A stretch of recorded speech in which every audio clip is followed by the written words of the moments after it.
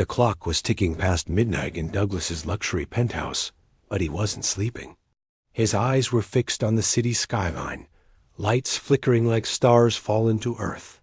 His phone buzzed for the 10th time in the past hour, but he didn't dare pick it up. Reporters, clients, maybe even prosecutors. It didn't matter who it was. All he knew was that tomorrow morning, everything he had built for 2 decades could collapse. Douglas wasn't an ordinary businessman.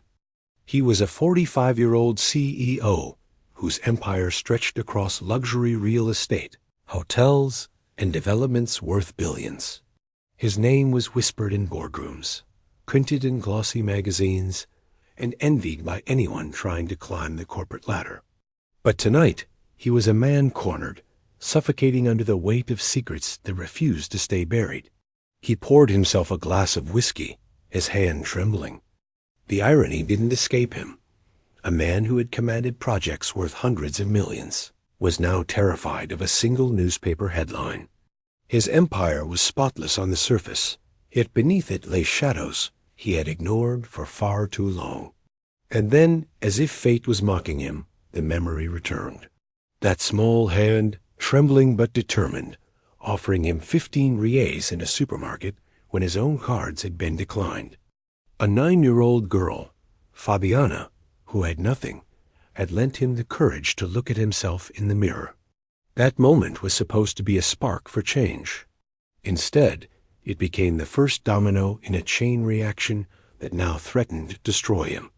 But before this night, before the headlines and the whispers of corruption investigations, there was another story.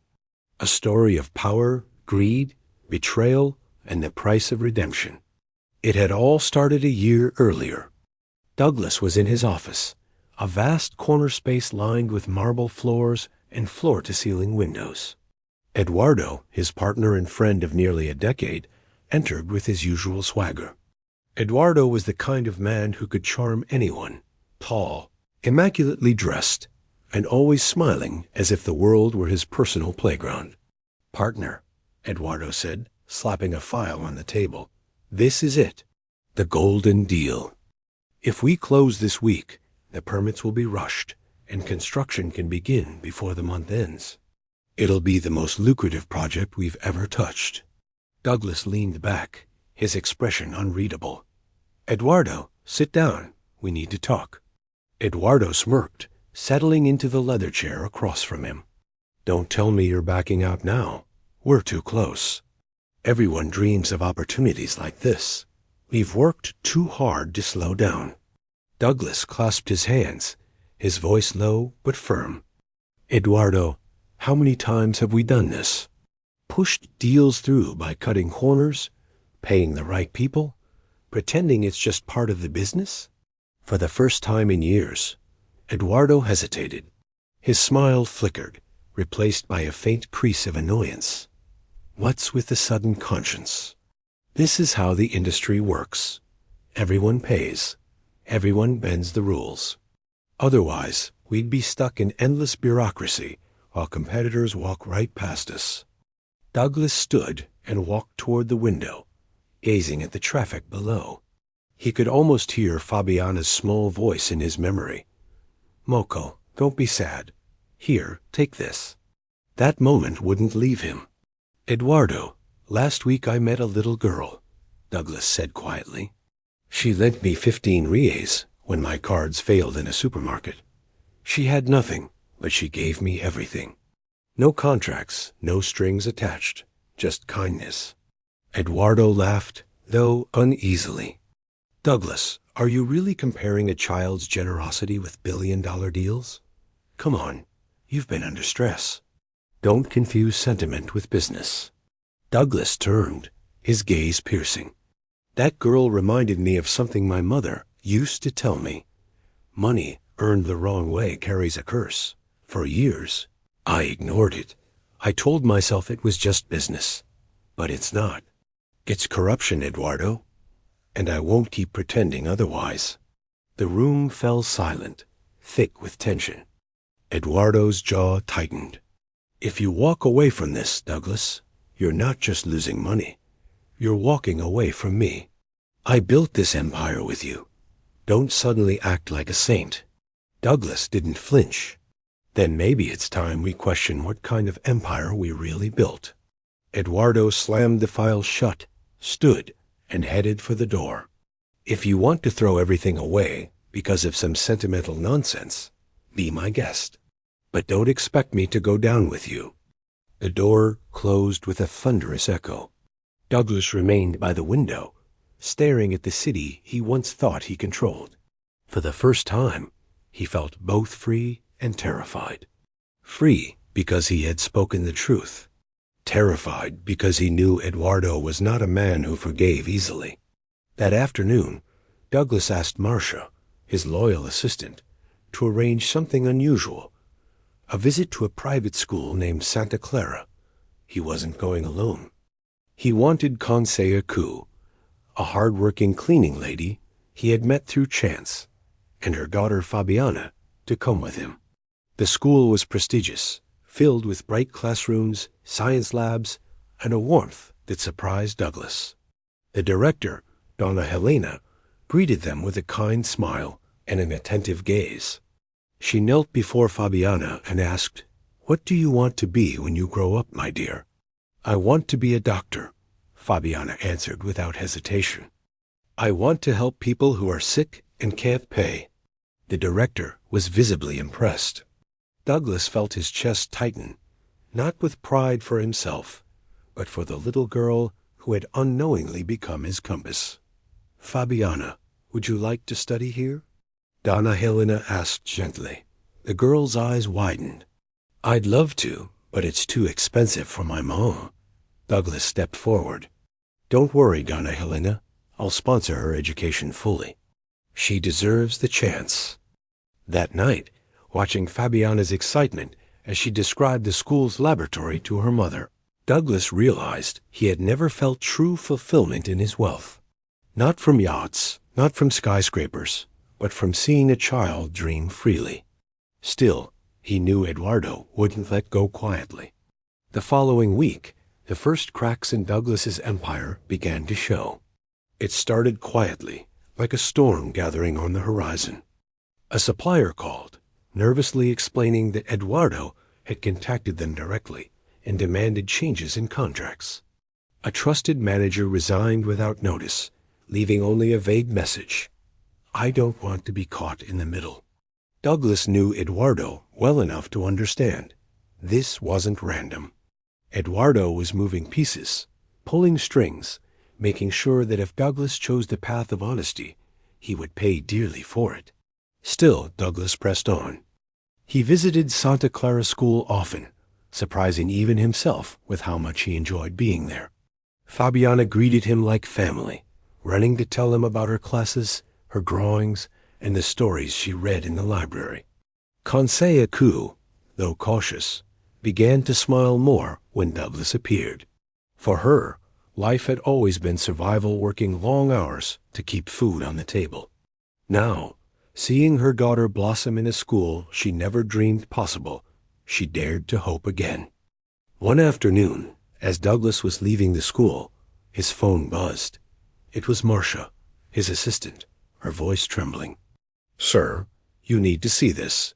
By the time Douglas returned to his office, news channels were ablaze with breaking reports. Whistleblower alleges corruption in Douglas's company. His photo flashed across screens, not as a symbol of success, but as the face of scandal. Douglas's stomach dropped. He didn't need to guess who had orchestrated it. Eduardo. Within hours, investors were calling for explanations. Clients were withdrawing contracts, and the stock market reflected the chaos. Douglas sat in his office, hands on his head, as Marcia handed him the printed article. Anonymous sources claim the CEO approved bribes for construction permits, she read. "But sir, I know you didn't." Douglas cut her off. "I didn't approve them this time. But Marcia, in the past, we both know I looked the other way. That's enough to bury me." She swallowed hard. "What are you going to do?" Douglas rose slowly, staring at Eduardo's portrait on the wall taken during their last award ceremony. "The truth. even if it destroys me, the truth. The next day, Douglas called a press conference. Cameras flashed as he walked to the podium, his suit perfectly tailored, but his expression weary. Reporters shouted questions, but he raised his hand for silence. "I will not deny my past," Douglas began, his voice steady, though his chest was pounding. "For years, my company engaged in practices I am not proud of.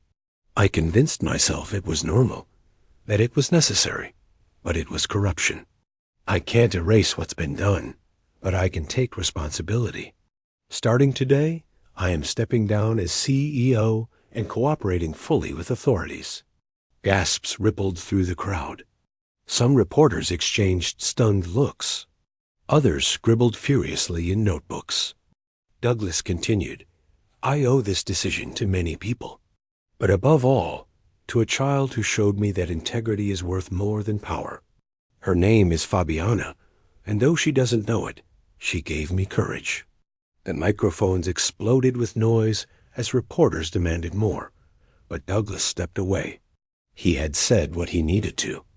That night, his penthouse was eerily silent. Calls went unanswered, and even loyal staff disappeared.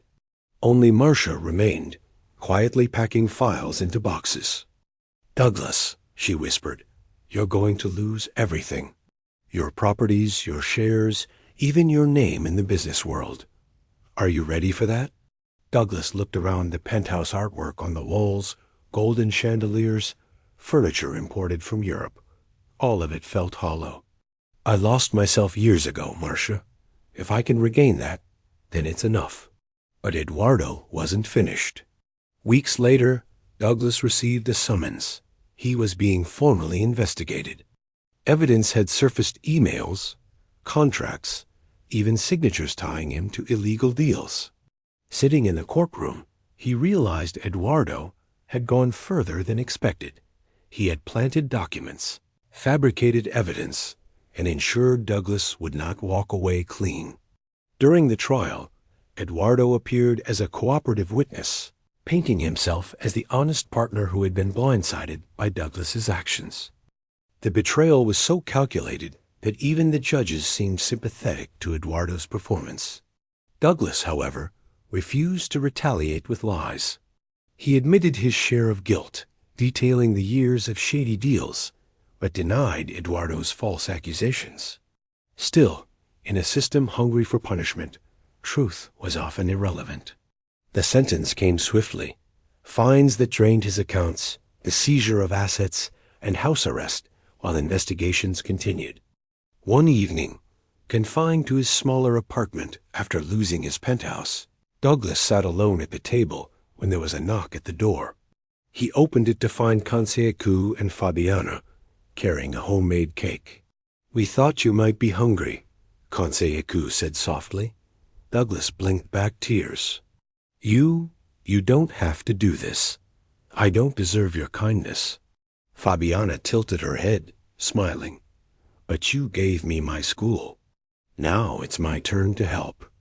The words pierced him deeper than any courtroom accusation. From that day, the girl and her mother became his only real family. While the media mocked him, calling him the fallen CEO, Fabiana would sit by his side, doing homework and sharing stories about her teachers. Cansecu cooked meals, reminding him of simpler times. And in those quiet evenings, Douglas discovered something he had never known: peace. Yet Eduardo's shadow still loomed. The storm didn't pass. If anything, it grew stronger. Newspapers ran headlines daily. From CEO to criminal, Douglas exposed, Eduardo the survivor. Television pundits debated his downfall, mocking his speeches about morality as last-minute desperation. Even former allies avoided him, afraid of being tainted by association.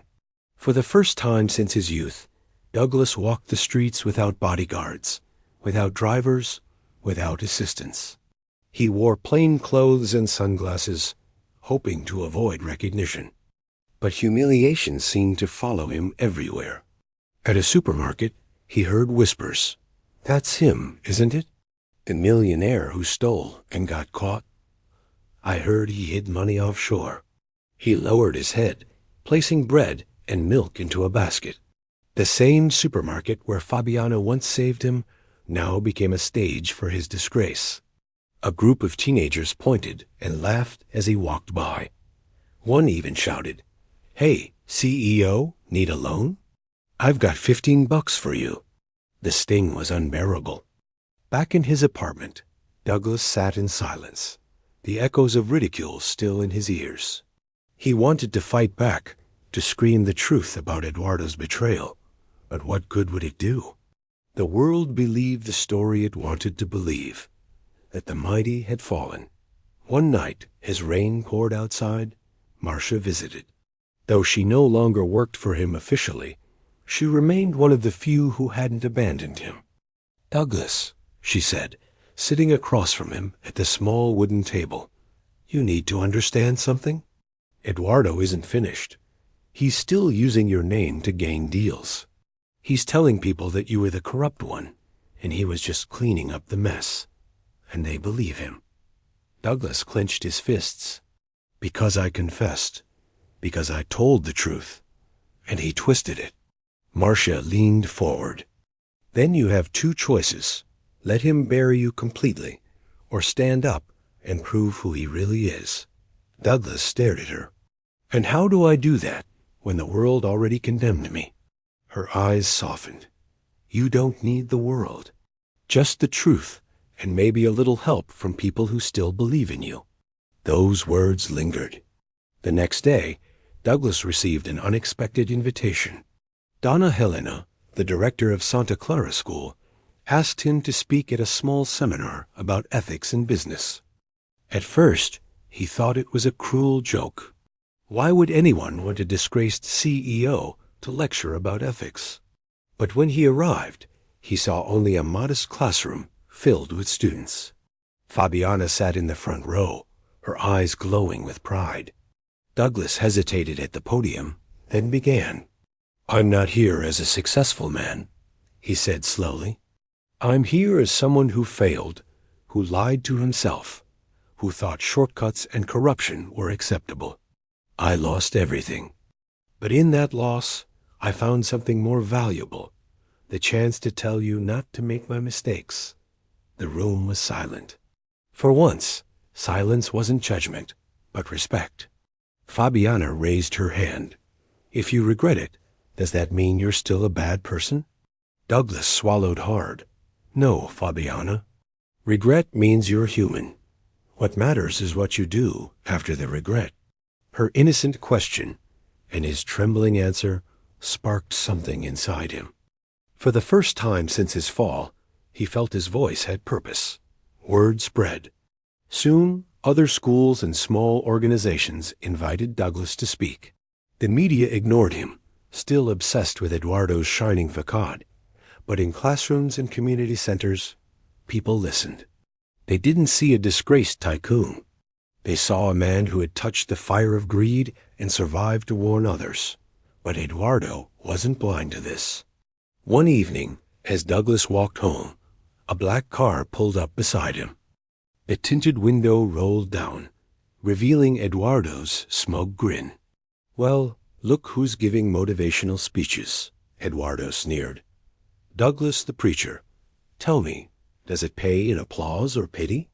Douglas stopped walking, meeting his former partner's eyes. "It pays in peace, Eduardo. Something you'll never buy." Eduardo's grin faltered for a second, then returned sharper. "Don't fool yourself. You think you've redeemed yourself, but the world only remembers headlines. You're the villain. I'm the survivor. And nothing you do will change that." The car sped off, splashing water from a puddle onto Douglas's shoes. That night, Douglas sat by the window, reflecting. Eduardo was right, at least in part. The world might never forgive him, but perhaps forgiveness wasn't the goal. Perhaps the goal was to be worthy of Fabiana's trust, Conseco's kindness, and his own conscience. Weeks passed, and Douglas found strength in a new routine. He volunteered at local charities, helped Conseil Coup with bills, and spent evenings tutoring Fabiana in math and science. Slowly, the emptiness inside him began to heal. But then came another blow. News broke that Eduardo was launching a massive new project, a luxury complex in the heart of the city. He was praised as a visionary leader who had survived betrayal by a corrupt partner. Douglas's blood boiled as he watched Eduardo bask in applause that wasn't his to claim. Marcia came over with a folder in her hands. "Douglas, I've been investigating. Eduardo isn't as clean as he pretends. These are copies of contracts and payments bribes, disguised as consulting fees. He's doing exactly what you are accused of." Douglas opened the folder, his hands trembling. The evidence was clear. Eduardo had continued the corruption, but under the guise of a hero. "This is enough to destroy him," Marcia said. "We can go to the authorities, the press."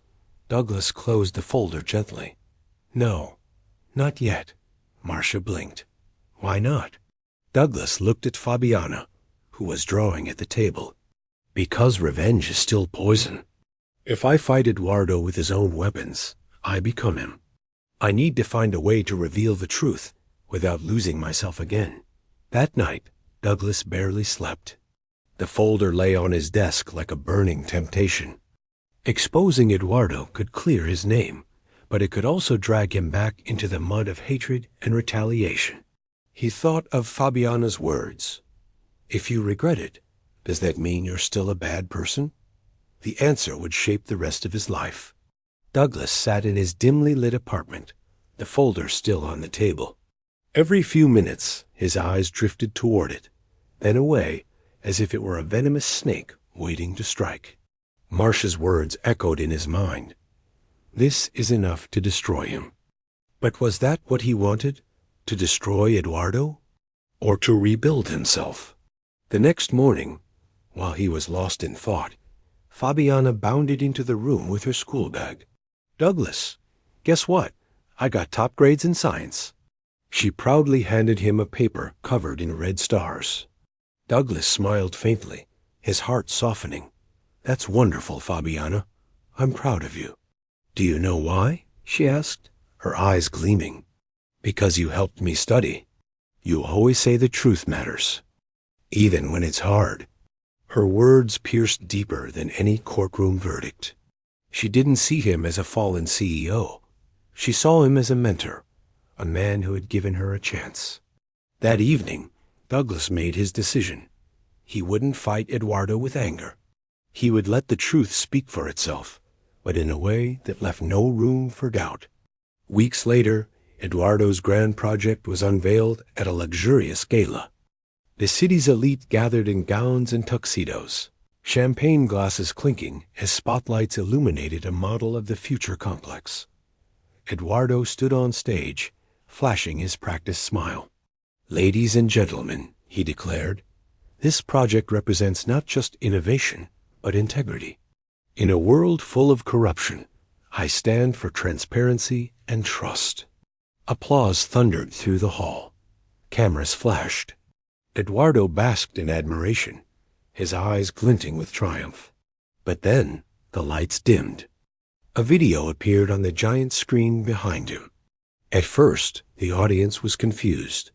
The video showed contracts, signed under Eduardo's name. Then came audio recordings, Eduardo's voice arranging consulting fees with government officials. Each clip was time-stamped, each document verified. Murmurs spread. Gasps erupted. Eduardo's smile froze. The video ended with Douglas's voice, calm and steady. "The truth always comes to light. No empire built on lies can stand forever." The silence that followed was heavier than thunder. Then came the uproar, reporters rushing out to file breaking news, guests whispering accusations, investors storming out. Eduardo stood paralyzed, the mask ripped from his face in front of the very crowd that once adored him. Douglas hadn't attended the gala in person. He was at home, sitting quietly with Conseil Coup and Fabiana, watching the broadcast on television. He didn't cheer or gloat. He simply closed his eyes, exhaling a breath he felt he'd been holding for years. Kansei-ku placed a hand on his shoulder. "You did the right thing, Douglas. Without hatred, without lies." He nodded, though tears welled in his eyes. It wasn't for me. It was for her future. For Fabiana. The fallout was immediate. Eduardo faced investigations, his empire crumbling under the weight of evidence. The same media that once hailed him now shredded his reputation. Headlines screamed, "Eduardo exposed. The real face of corruption. Douglas vindicated." But Douglas didn't return to wealth or glory. He didn't reclaim his penthouse, nor did he rebuild his corporation.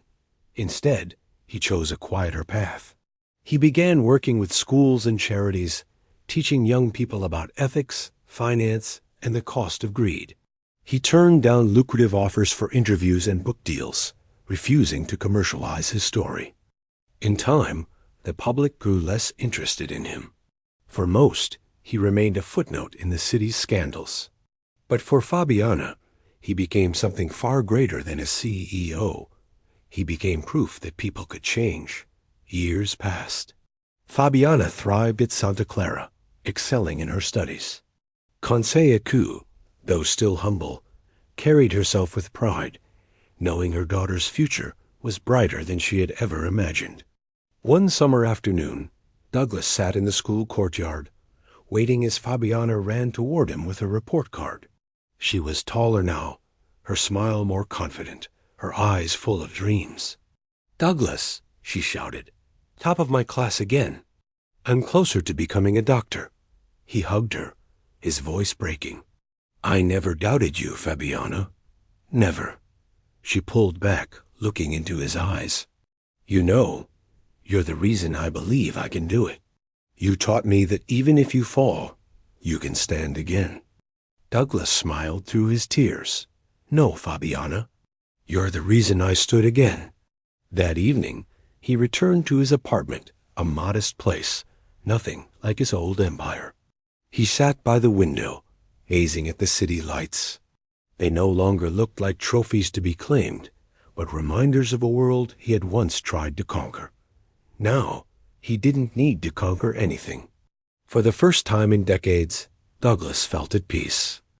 Not because he had wealth, or power, or recognition, but because he had chosen truth over lies, compassion over greed, and left behind something real, a legacy in the form of a child's future.